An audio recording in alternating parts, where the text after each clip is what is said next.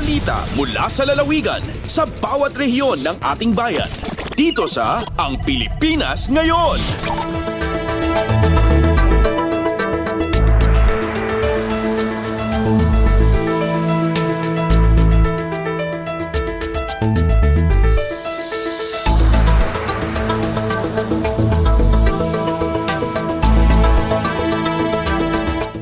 Dumako na tayo sa ating regional news. Unahin natin ang mga balita mula sa rehiyon ng Luzon. Mula sa Dagupan, lokal na pamahalaan ng mga tarem sa Pangasinan nagsimula ng mangolekta ng mga naipong bote sa mga barangay upang iproseso at gawing eco-friendly products. Ang detalye ng balitang ito mula kay Ruel de Guzman. Ginmapula sa lokal na gobyerno na bali ng mga taram at luyag na Pangasinan, yaman kolekta na bote at sari barangay bilang katakip na solid waste management program da.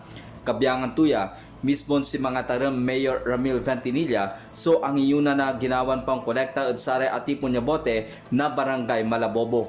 Kay iba na abit ng opisyal, so ari opisyales na Municipal Environment and Natural Resources Office o MENRO, yadadauduan ng Engineer Jesse sa kupla. Sare a kolektan bote at sayan aktibidad at tumukan na glass pulverizer na LGU ang pinagamit at panagawa na are materyales ya saratun usaran para nandurumarang proyekto at sare komunidad.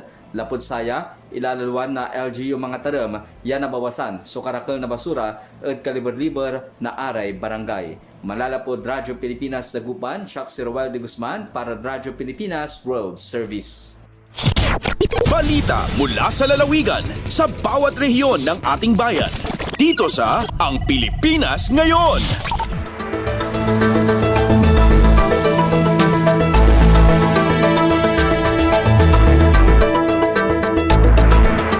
Maraming salamat, Ruel. Yan ang ulat mula sa Dagupan. Samantala, dumako naman tayo sa Bontoc. Mga nag-aalaga ng baboy, pinayuhan ng Regional Animal Disease Diagnostic Laboratory ng Department of Agriculture, Cordillera, na isagawa ang biosecurity measures at iba pang hakbangin upang mapigilan ang paglaganap ng African Swine Fever. Ang detalye ng balitang ito mula kay Donna Kawis Balyo.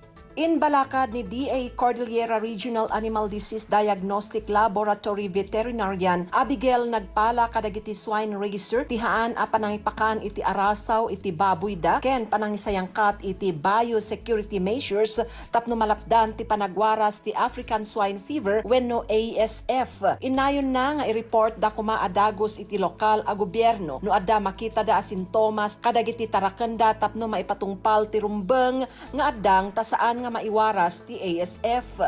Karaman kadagiti probinsya iti Cordillera anakitaan iti kumpirmado a kaso iti 2024 ket Benguet, Kalinga, Apayao ken Abra. Sigon ken nagpala dagiti baboy nga adda kadagiti apektado a lugar ket rumbeng asaan a mairuar. Tumulong kunana ti maseknan nga LGU iti panangisayangkat iti surveillance ken rumbeng nga aksyon tapno saan nga gwaras ti African Swine Fever. Dagitoy daket inpakaamon ni nagpala iti programa Usapang Agrikultura. Narpos na Bontoc, Donna Kawisbalyo para sa Radyo Pilipinas World Service.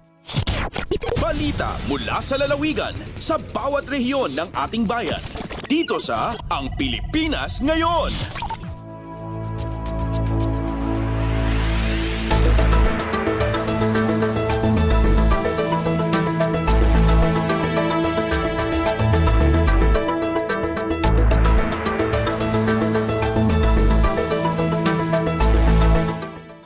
Maraming salamat, Donna. Yan ang ulat mula sa Bontoc. Samantala, dumako naman tayo sa Lucena. 4 hanggang 6 na working days maaring makuha ang license to operate mula sa Fertilizer and Pesticide Authority. Ang detalye ng balitang ito mula kay Carmi Isles.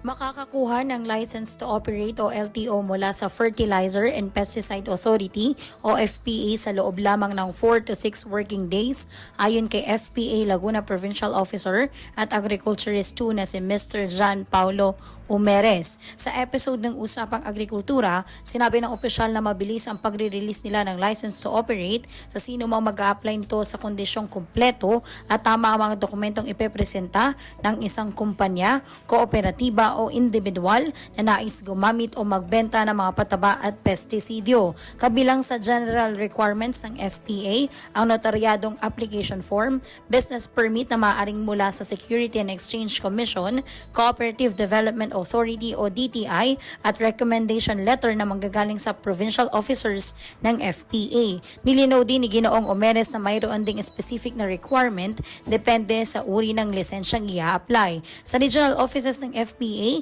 maaaring kumuha ng LTO bilang area distributor, dealer, fertilizer dealer repacker, mango flower inducer o contractor, institutional user at pest control operator. Mula sa RP Lucena, ito si Carmi Isles para sa Radyo Pilipinas World Service. Balita mula sa lalawigan sa bawat rehiyon ng ating bayan. Dito sa Ang Pilipinas Ngayon.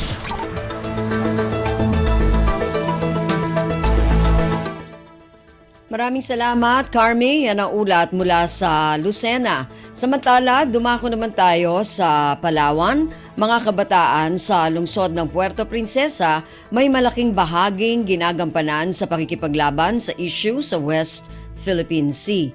Ang detalye ng balitang ito mula kay Damian Lacasa. Mabulaan ang ingawidang papel ang mga kabataan at itungod sa territory conflict sa tingaang China ig Pilipinas sa West Philippine Sea.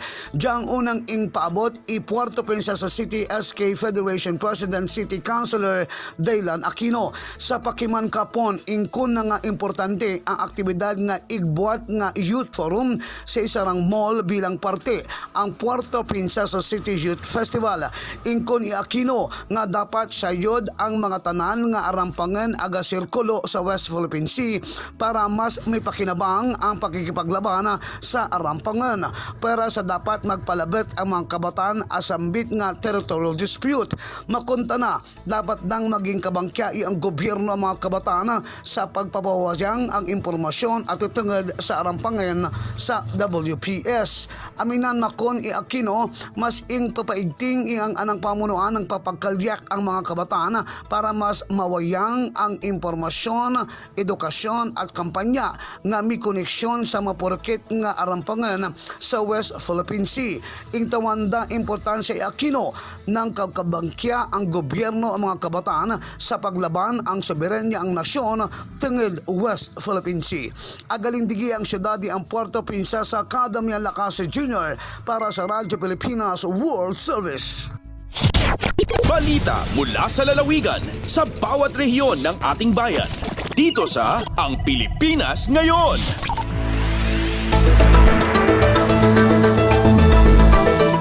Maraming salamat, Damian, mula dyan sa Palawan. Yan po ang kabuuan naman na ulat mula sa rehiyon ng Luzon.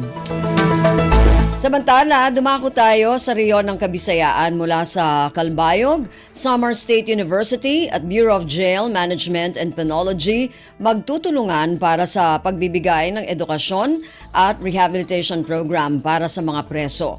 Ang detalye ng balitang ito mula kay Suzette Pretencio.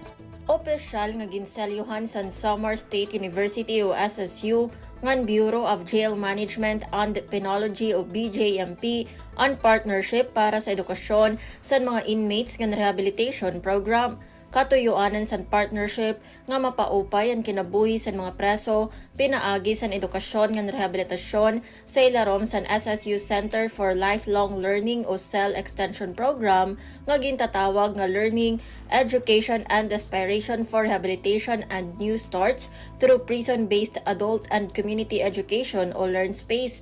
ginpermahan ang Memorandum of Agreement o MOA sabot nga sa duha nga ahensya ni SSU President Dr. Redentor S. Palencia ngan BJMP Regional Director Jail Senior Superintendent Bernardo M. Sanchez. An ini nga bag-o nga partnership nagtatalinguha nga makahatag sa mga preso san access sa edukasyon ngan skills training agud mapreparar sila sa reintegration sa sosyedad. Tikang sa Radyo Pilipinas Kalbayog, ini si Suzette Pretencio para sa Radyo Pilipinas World Service. Balita mula sa lalawigan sa bawat rehiyon ng ating bayan. Dito sa Ang Pilipinas Ngayon.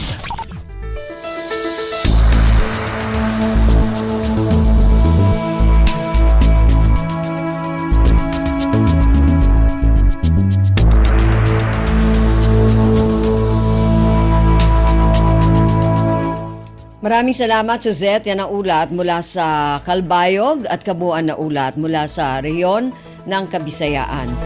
Samantala, dumako naman tayo sa rehiyon ng Mindanao mula sa Tandag. 2024 Oplan Broadcasting Project matagumpay na naisagawa sa lungsod ng Bislig. Ang detalye ng balitang ito mula kay Raymond Aplaya. Nagmalampuson ang gipaygayon nga 2024 Oplan Broadcast Treeing Project dinhi sa syudad sa Bislig, Surigao del Sur. Gipangunahan kini sa kapisanan ng mga broadcaster ng Pilipinas sa OKBP, United Media Circle of Bislig City. Kabag ang City Government of Bislig pinagi sa City Information Office o sa DNR City Environment and Natural Resources Office o Sentro. Unang gipaygayon ang usa ka Zumba dance isip kick-off sa Mount Tree Planting Activity.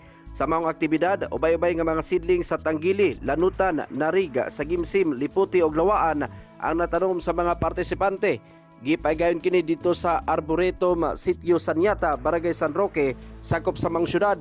Nasayran nga ang Oplan Broadcasting Project usa ka collaborative effort sa KBP, mga government agencies, non-governmental organizations ug mga volunteers alang sa pagpananom og kahoy. Karong tuiga, tema niini mao ang Plant Trees Today, Save Tomorrow. Gikan sa Radyo Pilipinas Tandag, kini si Raymond Aplaya alang sa Radyo Pilipinas World Service. Balita mula sa lalawigan sa bawat rehiyon ng ating bayan. Dito sa Ang Pilipinas Ngayon.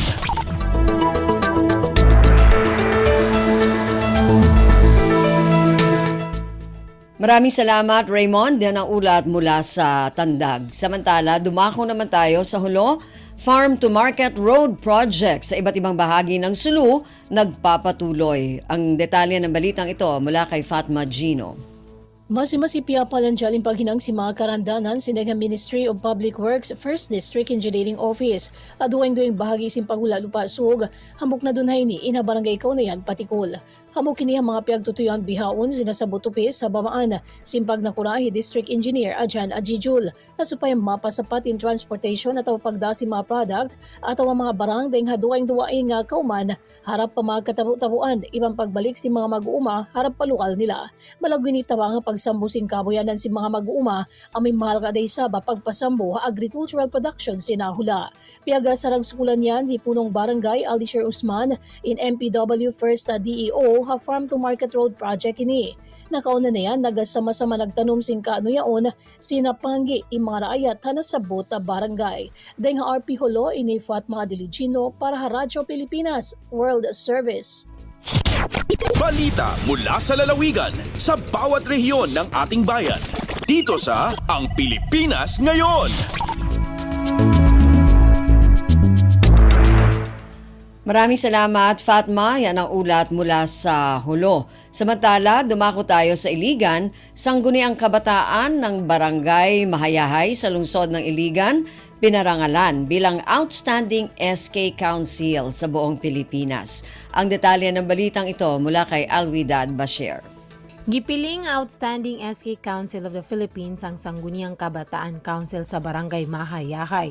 Gikan sa lungsod sa Iligan sa ikalimang Philippine Sangguniang Kabataan Awards nga baguhay lang gipahigayon, diin ang tanang SK Council sa nasud mi apil sa maong programa. Gipasalamatan sa lokal na pamahalaan sa Iligan ang SK Council sa Barangay Mahayahay. Sumala ni Mayor Frederick W. Siao, kini usa ka dako nga proheba sa dedikasyon sa mga kabataan sa lungsod. Nagpakita kini kini nga tanan mahimo kung magkaihugusa, labi na sa sektor sa kabataan. Gidugang pa sa alkalde, kini usa ka dako nga inspirasyon dili lamang sa barangay Mahayay o apan uban sa tanan nga iliganon sa kusog sa kabataan sa paghimog usa ka hayag nga kaugmaon. Samtang nagpadayon ang mga iliganon sa paghatag og mga pagdaig kanang SK Chairperson Judain de los Reyes sa iyang maayong pagdumala.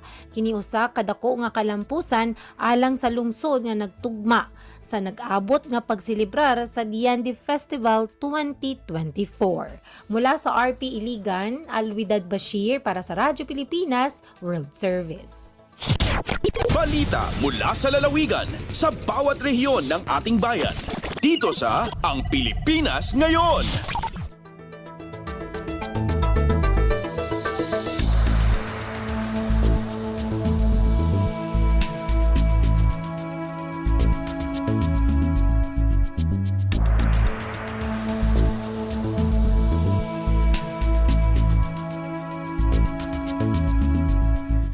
Maraming salamat, Alwidad, yan na ulat mula sa Iligan at kabuuan na ulat mula sa rehiyon ng Mindanao. Narinig po ninyo ating regional news para sa araw na ito, kalipunan ng mga balita mula sa iba't ibang rehiyon at lalawigan dito sa Pilipinas.